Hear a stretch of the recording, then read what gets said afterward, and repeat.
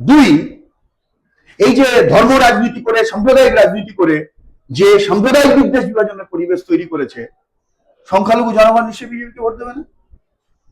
তাহলে পশ্চিমবঙ্গের কম বেশি 100টা সিট আছে, সংখ্যালঘু 111টা মতো।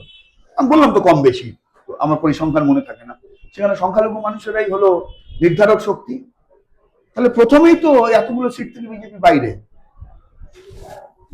নাগরিকতার প্রশ্ন নিয়ে মতুয়া মানুষদের খেপিয়েছিল, এসআইআর এর প্রশ্ন নিয়ে টোকেন বিলি করেছিল, টোকেন বিক্রি। এখানে কথা বলতে গেলে আবার বলতে হয়, নিউটাউনে যে অমিত শাহ মধ্যাহ্নভোজ সেরে এসেছিলেন, তারই নামটা নেই, তারই নামটা নেই। তিনি বলেছেন ভোটের লাইনে, আজকে মতুয়ারা বলেছেন ভোটের লাইনে যাওয়া। মতুয়া, হ্যাঁ তুমি বলছো। তাহলে আমি যদি সবকিছু তুমি বিচার করো, দেখা যাবে হিসেব করে প্রায় 130-35টা আসন 150টার কাছাকাছি চলে যেতে পারবে, যে আসনগুলোতে ডেমোগ্রাফিক্যালি বিজেপি কোনো সম্ভাবনা নেই।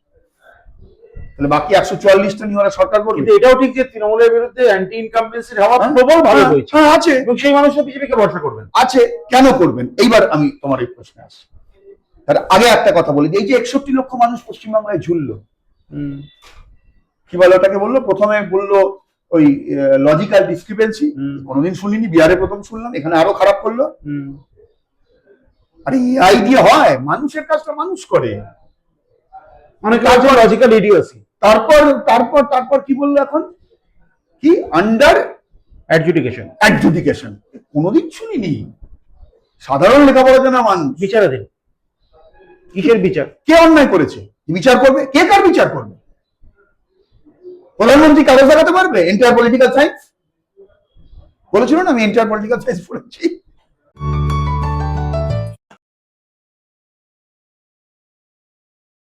কিন্তু তুমি তো এত প্রশ্ন করলে, আমাকে তো তুমি মোক্ষম প্রশ্ন দুটো করলে না, কি খাতা খুলতে পারবেন কিনা, যে পশ্চিমবাংলায় তুমি যে এত কথা বললে তুমি কি পারবে? তো বললে না। তুমি যখন বললে না, আমি কথাটা বলি।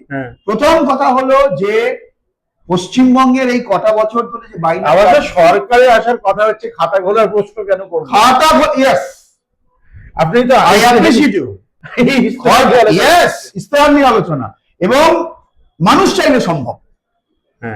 মানুষ চাইলে সম্ভব। মানুষ কতটা চাইছে সেটা পরের কথা, সেটা তো মানুষ ঠিক করবেন, সেটা তুমি আমি ঠিক করতে পারি। এইবারে 15 বছর আমরা সরকারে নেই, 15 বছর আগেও আমি এরকম কালো লোক ছিলাম, রোদে ঘুরে বেড়াতাম, এখনো তাই আছি। হ্যাঁ একটু বয়স বেড়েছে, মাথার চুলগুলো হয়তো একটু পাকা হয়েছে, শরীর সক্ষমতা হয়তো একটু কমেছে। 11 সালের আগেও আমরা আক্রান্ত হয়েছি পশ্চিমবাংলায়, 11 সালের পরেও আক্রান্ত হচ্ছি। আরে আমরা কমিউনিস্ট পার্টি করি, গরিব খেটে খাওয়া মানুষের জন্য লড়াই করব, শ্রমজীবী মানুষের জন্য লড়াই করব। আর যারা লুটে খাচ্ছে তারা সুযোগ পেলে আমাদের ফানা তুলে দংশন করবে না, নতুন কথা কি? আর দংশন করে কি শেষ করবে? প্রদীপটাকে খুন করে দিল, প্রদীপটা খুন করেছে, পিঠাটা আজকে আমাদের ট্রেড ইউনিয়নের পিঠা। রক্তবীজের ঝাড় কমিউনিস্টরা, যাও সেটা আলাদা কথা, সে বাদ দাও। তাহলেই বলুন প্লিজ, খাতা বলে সেটা বাদ দাও। আমার কথাটা হলো যে, আমি যে কথাটা বলছি যে বামপন্থীরা না এলে পরে বাংলা বাঁচবে না। সেজন্য শুরুতেই তো তোমায় বললাম যে আমাদের কি হলো তাই নিয়ে এবারের ভোট নয়, বাংলাকে বাঁচানোর প্রশ্ন। কারণ বিজেপি তো আমরা বিজেপিকে তো পশ্চিমবাংলার মানুষ দেখেছে, বলেনি? 19 সালে কি বলেছিল? 19 সালে মনে আছে? 19 সালের স্লোগান, 18টা লোকসভা জিতলো, তার আগে 18 সালের পঞ্চায়েত, আমার নিজের অভিজ্ঞতা আছে, মেরে রাস্তায় ফেলে দিল, আমাদের নমিনেশন দিতে দিল না, আমাদের রাস্তার যে ফুটে মারছে, রাস্তার উল্টো ফুট দিয়ে বিজেপিকে ঢুকিয়ে দিচ্ছে। তারপর ওই যে আমরা মার খেলাম, এটা অল্প মানুষ দেখলো। পরিসংখ্যান যদি বলি, বিজেপির থেকে আপনারা 1% ভোটে এগিয়েছিলেন পঞ্চায়েত। ছিলাম, কিন্তু এই যে কথাটা বাজারে শুরু করে দিল, বাজারে কথাটা না, আমি 21 সালে, আমি তোমাকে 18 সাল বলছি, বাজারে কথাটা যে শুরু করে দিল মিডিয়া এবং আরএসএস, আচ্ছা 18 সালের কথা, আরএসএস মিলে, যে এ তো সিপিএম তো পাচ্ছে না, ওরা তো মার খাচ্ছে, দেখো বাবু বিজেপি কিন্তু দেখো লড়ে যাচ্ছে। আর ওরা কি করে বুঝবে যে আগে স্ক্রিপ্টটা তৈরি করে এসছে, গতমের ভিত্তিতে বিজেপি। আমার নিজের অভিজ্ঞতা দেখা, রাস্তার যে ফুটে আমাদেরকে মারছে পঞ্চায়েতের নমিনেশন দেওয়ার সময়, রাস্তার উল্টো ফুট দিয়ে পুলিশ আর তৃণমূলী মস্তানরা বিজেপিকে প্যাসেজ করে দিচ্ছে, পরিকল্পিত এজেন্ডা। তাহলে তৃণমূলের বিকল্প বামপন্থী, লাল ঝান্ডা, সেইটা ভারতবর্ষের রুলিং ক্লাসের সামনে, কর্পোরেটের সামনে যতটা বিপজ্জনক, তৃণমূলের বিকল্প বিজেপি, বিজেপির বিকল্প তৃণমূল, তো একই গোয়ালের গরু, নাগপুরের গোয়ালের গরু। আর নাগপুরের গোয়াল এখন কর্পোরেটদের সঙ্গে একেবারে মোটামুটি হিন্দুত্ব কর্পোরেট হিন্দুত্ব যাই বলো না কেন। তাহলে আমি তোমায় যেটা বলছি যে এই যে 19 সালে কি বলে 19 সালে কি বলেছে 18টা সিট পাওয়ার পর 19-এ হাফ 21-এ সাফ। 19 সালে লোকসভা নির্বাচনের ভিত্তিতে বিজেপি 18টায় জিতেছিল, বিধানসভা ওয়ারি সম্ভবত 125-30টা বিধানসভায় ওরা এগিয়েছিল। সরকারে আসার সময় অপেক্ষা ছিল মাত্র। 21 সালে তো বিজেপির মুখ্যমন্ত্রী ঠিক করতে নাকি ওরা মিটিং এ বসে যাচ্ছিল। 77। তাহলে 130 থেকে নামলো 77। 19 সালে যে হাই বিজেপির উঠেছিল সেই হাই বিজেপির এমন আছে নাকি? এই আজ পর্যন্ত তো ওরা আপ্রাণ চেষ্টা করছে, সর্বশেষ হাতিয়ার ওদের এসআইআর, যে বাইনারি তৈরি করো। মানুষ তার উপলব্ধির মধ্যে বুঝছে, মানুষ এখন বুঝে গেছে সেটিং আছে। আর জি করের ঘটনা মানুষের চোখ খুলে দিয়েছে। এটা গত কয়েকদিন আগের কাগজে দেখলাম সুদীপ্ত সেন তার জামিন হয়েছে। কেন না তার কাগজে দেখলাম লিখেছে যে ওই হয়েছে কি বলে তাদের কোনো ইয়েগুলো ওই নথি পাওয়া যায়নি, নথিপত্র নাকি লোপাট হয়ে গেছে।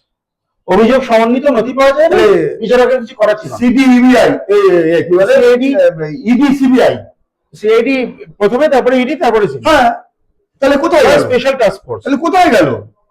এই যে আজকে দেখলাম কোন একটা চ্যানেলে বিজেপির এমপি অভিজিৎ বাবু তিনি বোধহয় বলছেন যে এরা কিছু করবে না, অভয়কাণ্ড থেকে তার মনে হয় কয়েকদিন ধরেই বলছেন কিছু করবে না।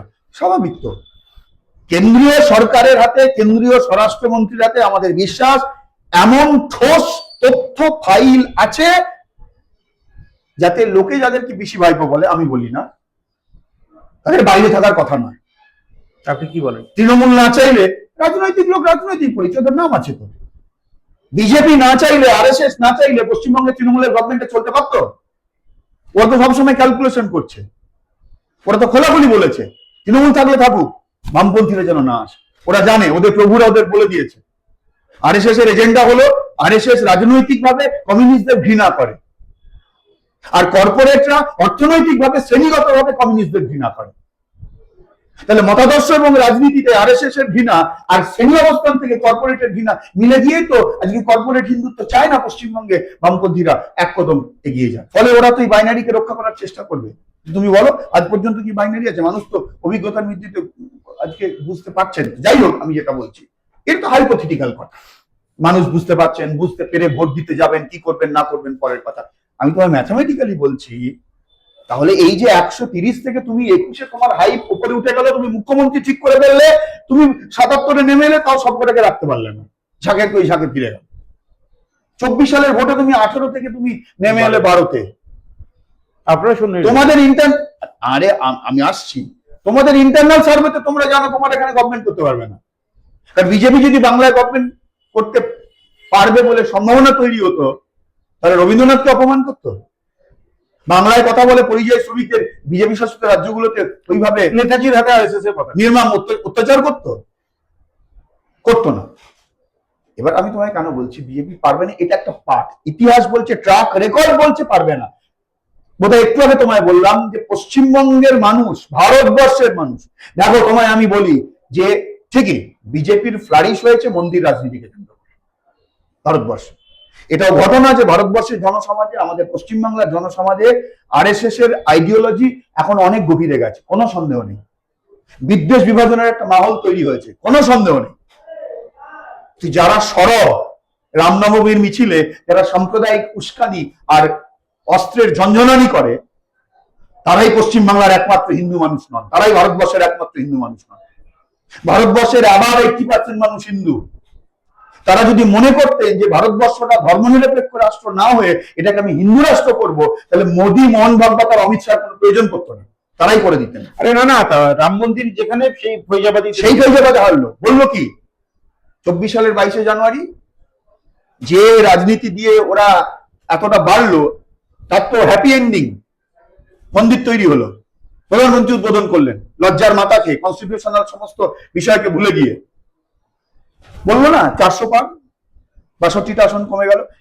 ইতিহাস থেকে এইটাই কনফিডেন্সের জায়গা, এইটাই কনফিডেন্সের জায়গা। আপনাদের ঝুড়িতে কত আসন হবে? এইটাই কনফিডেন্সের জায়গা যে ভারতবর্ষের সংখ্যাগরিষ্ঠ হিন্দু, সংখ্যাগরিষ্ঠ মুসলমান, সব ধর্মের মানুষ পশ্চিমবাংলার সংখ্যাগরিষ্ঠ হিন্দু, পশ্চিমবাংলার সংখ্যাগরিষ্ঠ মানুষ ধর্মের রাজনীতি, সাম্প্রদায়িকতা রাজনীতিকে চাইছেন না। আমি তোমার পয়েন্টটা ক্লিয়ার করি কেন বিজেপি জিতবে না। তাহলে এক, ট্র্যাক রেকর্ড এইটা বলছে। দুই, এই যে ধর্ম রাজনীতি করে, সাম্প্রদায়িক রাজনীতি করে যে সাম্প্রদায়িক বিদ্বেষ বিভাজনের পরিবেশ তৈরি করেছে, সংখ্যালঘু জনগণ হিসেবে বিজেপিকে ভোট দেবে না। তাহলে পশ্চিমবঙ্গের কম বেশি 100টা সিট আছে, সংখ্যালঘু 111টা মতো। আমি বললাম তো কম বেশি, আমার পরিসংখ্যান মনে থাকে না, সেখানে সংখ্যালঘু মানুষেরাই হলো নির্ধারক শক্তি। তাহলে প্রথমেই তো এতগুলো সিট থেকে বিজেপি বাইরে। নাগরিকতার প্রশ্ন নিয়ে মতুয়া মানুষদের খেপিয়েছিল, এসআইআর এর প্রশ্ন নিয়ে টোকেন বিলি করেছিল, টোকেন বিক্রি এখানে কথা বলতে গেলে আবার বলতে হয়, নিউ টাউনে যেভাবে যে অমিত শাহ মধ্যাহ্নভোজ ছেড়ে এসেছিলেন, তারই নামটা নেই, তারই নামটা নেই। তিনি বলেছেন ভোটের লাইনে, আজকে মতুয়ারা বলেছেন ভোটের লাইনে যাওয়া। মতুয়া, হ্যাঁ তুমি বলছো, তাহলে আমি যদি সবকিছু তুমি বিচার করো, দেখা যাবে হিসেব করে প্রায় 130-35টা আসন 150টার কাছাকাছি চলে যেতে পারবে, যে আসনগুলোতে ডেমোগ্রাফিক্যালি বিজেপি কোনো সম্ভাবনা নেই। তাহলে বাকি 144টা নিয়ে ওরা সরকার করবে। কিন্তু এটাও ঠিক যে তৃণমূলের বিরুদ্ধে অ্যান্টি ইনকামবেন্সির হাওয়া প্রবল ভাবে বইছে। হ্যাঁ আছে, এবং সেই মানুষরা বিজেপিকে ভরসা করবেন। আছে, কেন করবেন? এইবার আমি তোমার এই প্রশ্নে আসছি। তার আগে একটা কথা বলি, এই যে 61 লক্ষ মানুষ পশ্চিমবাংলায় ঝুললো, কি বলে ওটাকে বললো, প্রথমে বললো ওই লজিক্যাল ডিসক্রিপেন্সি, কোনোদিন শুনিনি, বিহারে প্রথম শুনলাম, এখানে আরো খারাপ করলো। আরে এআই দিয়ে হয়? মানুষের কাজটা মানুষ করে, মানে লজিক্যাল ইডিওসি। তারপর তারপর তারপর কি বললো এখন, কি আন্ডার অ্যাডজুডিকেশন, অ্যাডজুডিকেশন, কোনোদিন শুনিনি। সাধারণ লেখাপড়া জানা মানুষ বিচারাধীন। কিসের বিচার? কে অন্যায় করেছে বিচার করবে? কে কার বিচার করবে? প্রধানমন্ত্রী কাগজ লাগাতে পারবে? এন্টায়ার পলিটিক্যাল সায়েন্স বলেছিল না, আমি এন্টায়ার পলিটিক্যাল সায়েন্স পড়েছি, কাগজ লাগাতে পারবে? স্বরাষ্ট্রমন্ত্রী ভারতবর্ষের, তো ওর যদি ঠিকুজি কুষ্টি খুঁজতে যায় না, সেই জায়গায় দাঁড়িয়ে তো এখন আবার অনেক কেন্দ্রের বিজেপি প্রার্থী তো কাগজ লাগাতে পারবে। ওর, হ্যাঁ ছেড়ে দাও ওইসব কথা, আমি বলছি প্রশ্ন এটা নয়, কে কার বিচার করবে? এখানে জন্মেছে বাপ ঠাকুরদাদের ভিটে, প্রমাণ করতে হবে আমি এখানকার মানুষ। এবার কথাটা একটা জিনিস, এই যে 101 কোটি নাম বাদ দেওয়ার কথা কিন্তু শুভেন্দু অধিকারী বিরোধী দলনেতা বহুকাল আগে থেকে বলে আসছেন। মুখ্যমন্ত্রী সংখ্যাটা কিন্তু সেই জায়গাতেই আসছে। মুখ্যমন্ত্রীও বলেছেন, আমি তো শুরুতেই বলে, আপনারা কি করছেন? শুরুতেই বলেছি, আরে ভারতবর্ষের বুকে এর বিরুদ্ধে কমপ্লাই করছেন, এর বুকে প্রথম থেকে শেষ পর্যন্ত যদি লড়াই কেউ করে থাকে সিপিআইএম। এই 60-এর দশকে সেই সিপিআইএম, জ্যোতি বোস, প্রমোদ দাশগুপ্তের সিপিআইএম এর সেই এক পয়সা ট্রাম বাড়া ইতিহাসে, আমি বলছি ইতিহাসকে মনে রাখো, ইতিহাসে আটকে থেকো না। ইতিহাসে আটকে থাকাটাও একটা অনৈতিহাসিক কথা। তো কথা আমি যেটা অন্যদিকে চলে, তাহলে এই 61 লক্ষ মানুষ, আরে আমরা তো কোথাও নেই, ছেড়ে দাও না আমাদের কথা। 61 লক্ষ মানুষ ঝুললো। এই যে 61 লক্ষ মানুষ, এই যে অপমানটা তাদের হলো, তুমি কি মনে করো এই 61 লক্ষ মানুষ বিজেপিকে ভোট দেবে? তারা ভোট দিতে পারবেন না তো, অনেকেই 27 লক্ষ পারবে না এখনো পর্যন্ত, 13 তারিখে রায়টা দেখতে হবে, দেখা যাক কি হয়। তাহলে 61 লক্ষ মানুষ, আমি তোমাকে 60 লক্ষের সঙ্গে হিসাব করো, 60 লক্ষ মানুষের সঙ্গে তুমি 5 দিয়ে গুণ করো, কারণ তার আত্মীয় স্বজন কুটুম, কারণ বাড়িতে বাড়ি সবাই বাদ গেছে এমন তো নয় একদম। তাহলে এই সবটা মিলিয়ে সংখ্যাটা 3 কোটি। মানে 2000 নাম ছিল তিনি, আর তার নাম বাদ গেছে, সংখ্যাটা তার নাম দেখে তার মেয়ের নাম আছে। এটা সবাই শুনুক, 61 লক্ষের সঙ্গে গুণ করে আমি 60-এর সঙ্গে গুণ করে 5 যদি গুণ করি, আত্মীয় স্বজন পরিবার পরিজন, মানে এটা আমার ফ্যাক্ট। 2000 নাম ছিল, তার নাম নেই, 2002 তার নাম দেখিয়ে তার মেয়ের নাম আছে এই লিস্টে। বুঝলাম, তুমি তোমার দর্শককে আমার অঙ্কটা বুঝতে দাও।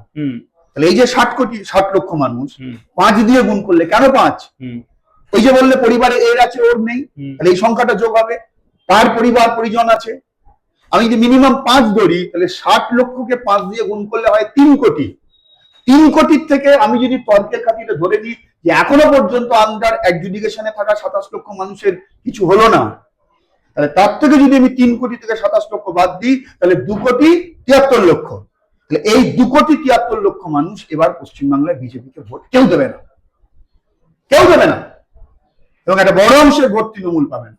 এটা আমার কথা না, আমি তো রাজনীতির লোক, মানুষ এটা বুঝে গেছে।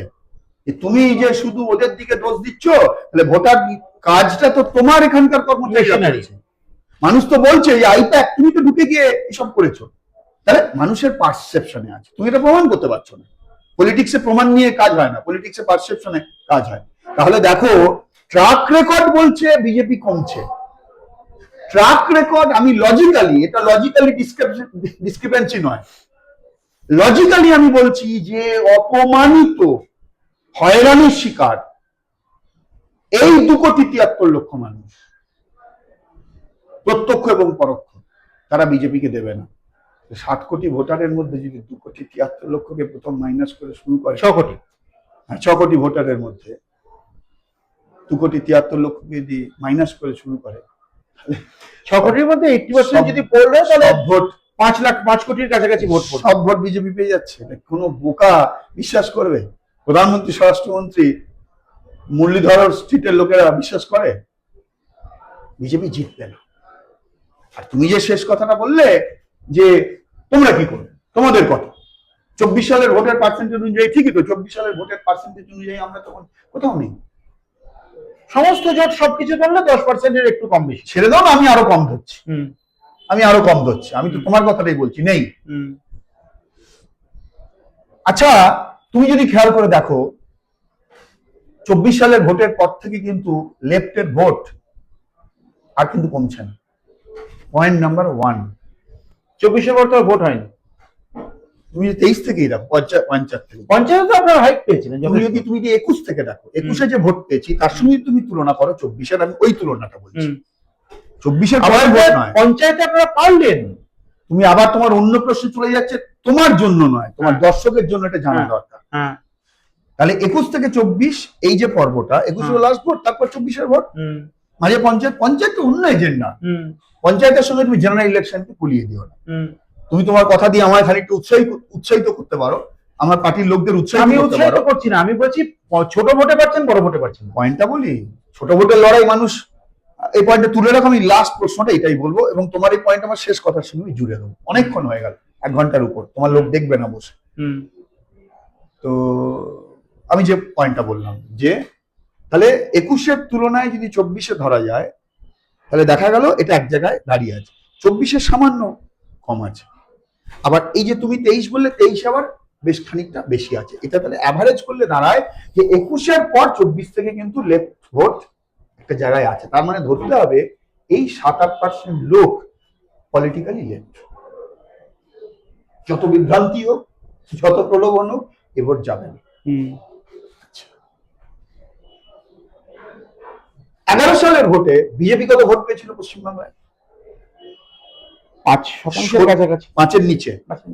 16-তে তো ওরা 100 সামথিং কেন্দ্রে ওরা ভোট ট্রান্সফার করিয়েছিল, রেজাল্ট দেখে বোঝা যায়। ট্রান্সফার করিয়েছিল কিনা জানি না, আবার কোথাও কম ছিল, কোথাও ভোট খানিকটা নিয়ে তারা ওকে সাহায্য করেছিল। আপনি 13 সালে হাওড়া বাইনি ইলেকশনের কথা বললেন না, স্মৃতি ভট্টাচার্য যেবার দাঁড়ালেন। আমি তো আমার কথাটাই কমপ্লিট করলাম না। তাহলে যদি তুমি দেখো রাজনৈতিক হিন্দুত্বের ভোট পশ্চিমবঙ্গে কখনোই 5%-এর বেশি নয়। এবার মাঝখানে রইল 30 থেকে 32% ভোট। এটা ফ্যাক্ট। পশ্চিমবঙ্গের একটা বড় অংশের মানুষ যারা মনে করেছিলেন তৃণমূলকে হারাতে পারবে বিজেপি, বা বিজেপির এই বলবালাতে যে মানুষ মনে করেছিলেন বিজেপি চলে এলে আরো খারাপ হবে, এখন বামপন্থীদের সেই শক্তি নেই, ফলে ক্ষমা ঘেন্না করে তৃণমূলকে ভোট দাও। তাহলে বামপন্থীদের ভোট দিতেন এমন মানুষ, ভোট কারণ নিজের ভোট হয় না, কোম্পানি ব্র্যান্ডের ভোট হয় না, মানুষ ফ্রি, মানুষ তার নিজের বিচার বোধ, তার নিজের পরিস্থিতির অনুযায়ী সে তার অবস্থান গ্রহণ করে। তাহলে এই যে আমরা পারবো না এইটা ধরে নিয়ে যে মানুষেরা আমাদের ভোট দিতেন বিজেপিতে দিলেন, যে মানুষেরা আমাদের ভোট দিতেন তৃণমূলে দিলেন, এই যে 30 থেকে 32% ভোট, এটা তোমার পার্সেন্টেজের অঙ্কে এখন তোমার মনে হচ্ছে অনেক বড়। এদের একটা বড় অংশ তৃণমূল থেকে নিস্তার পাওয়ার জন্য অথবা বিজেপিকে আটকানোর জন্য ভোট। তাহলে গ্রাউন্ড রিয়েলিটিতে একটা বড় অংশের মানুষ বুঝে গেছে যে বিজেপি তৃণমূলের সেটিং আছে। এর একটা ইম্প্যাক্ট তুমি দেখো ভোটের রেজাল্ট বেরোনোর পর পাওয়া যাবে। একটা বড় অংশের ভোট লেফটে ব্যাক করবে, যে অংশে যে ভোট লেফটে আসবে। এইবার হইলো এমন কিছু ভোট যারা মনে করেছিল যে সিপিএম এখন পারছে না, তাহলে বিজেপিকে দিয়ে দেখি। তাহলে তারা ট্র্যাক রেকর্ডে দেখলো যে 19-এ এত বড় চলে গেল, এত বড় বড় ডায়লগ দিল, তারপর দেখছে পরপর কতগুলো ভোটের ক্ষেত্রে এরা পারছে না। আবার এই যে তুমি একটা কথা বললে না যে তুমি পঞ্চায়েতে পারলে, এখানে কেন পারলে না, পঞ্চায়েতে আমাদের পারার একটা অন্যতম কারণ, তার আগের একটা বছরে আমরা গ্রাম বাংলায় জান কবুল লড়াই করেছি। তুমি যদি দেখো 24 সালের পর থেকে লড়াই আন্দোলন করা কিন্তু আমাদের না 100 বার খামতি নেই। তাহলে এর তো একটা মানে কি বলবো মনস্তাত্ত্বিক প্রভাব মানুষের মধ্যে আছে। CPIM visible. তাহলে যে মানুষ মনে করেছিলেন সিপিআইএম নেই, সে মানুষ এখন দেখতে পাচ্ছেন সিপিআইএম লড়ার জায়গাতে আছে। এবং এইটা যে আছে, আমি তোমাকে দুটো কথা দিয়ে বলবো যে এক, আজ পর্যন্ত কোনো মিডিয়া হাউস কিন্তু পরিষ্কার করে বলতে পারলো না, আর তো 2 সপ্তাহ বাকি নেই পশ্চিমবঙ্গের ফার্স্ট ফেজের ভোটে যে কি হতে যাচ্ছে, পারলো না।